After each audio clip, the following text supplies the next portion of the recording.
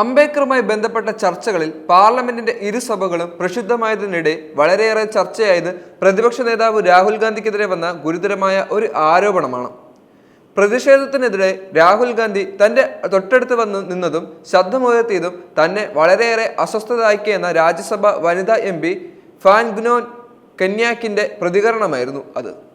രാഹുൽ തന്റെ അന്തസ്സിനെ വ്രണപ്പെടുത്തിയെന്ന അതിരൂക്ഷമായ വാക്കുകളാണ് കൊന്യാക് ഉപയോഗിച്ചത്. ഒരു പട്ടികവർഗ വിഭാഗത്തിൽ നിന്നുള്ള അംഗമെന്ന നിലയ്ക്കും ഒരു വനിത എന്ന നിലയ്ക്കും തന്റെ ആത്മവീര്യം തന്നെ കെടുത്തുന്ന വിധത്തിലായിരുന്നു രാഹുൽ ഗാന്ധി പെരുമാറിയതെന്നും കന്യാക് അഭിപ്രായപ്പെട്ടു. രാഹുലിനെതിരെ ആരോപണത്തിൽ കൊന്യാക്കിനെ പിന്തുണച്ചും വിമർശിച്ചും വളരെയധികം ചർച്ചകളാണ് ഇപ്പോൾ സാമൂഹ്യ മാധ്യമങ്ങളിലടക്കം ഇപ്പോൾ ചർച്ചയാകുന്നത്.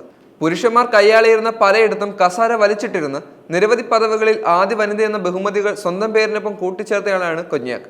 നാഗാലാൻഡിലെ BJPയുടെ മഹിളാ മോർച്ചയുടെ സംസ്ഥാന അധ്യക്ഷയായ കൊന്യാക് 2022 ഏപ്രിലിൽ ചരിത്രം കുറിച്ചത് നാഗാലാൻഡിൽ നിന്നുള്ള രാജ്യസഭയിലെ ആദ്യ വനിതാ അംഗമായിട്ടായിരുന്നു.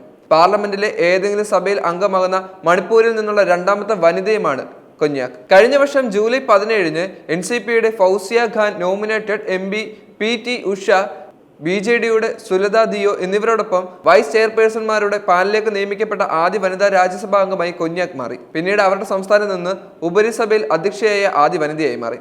ദീമാപൂർ സ്വദേശിയായ കൊന്യാക് ഡൽഹി സർവകലാശാലയിൽ നിന്നും ഇംഗ്ലീഷ് സാഹിത്യത്തിൽ ബിരുദാനന്തര ബിരുദം നേടിയിട്ടുണ്ട്. ഗതാഗതം, വിനോദസഞ്ചാരം, സംസ്കാരം എന്നിവയ്ക്കുള്ള കമ്മിറ്റിയിലും വടക്ക് കിഴക്കൻ മേഖലയുടെ വികസന മന്ത്രാലയത്തിനായുള്ള കൺസർവേറ്റീവ് കമ്മിറ്റിയിലും അംഗമായി പ്രവർത്തിച്ചിട്ടുണ്ട്. ഷിംലോങ്ങിലെ north eastern Indira Gandhi regional institute of health and medical സയൻസിന്റെ വനിതാ ശാക്തീകരണ സമിതിയുടെ ഭരണസമിതിയുടെ അംഗവുമാണ് കൊന്യാക്.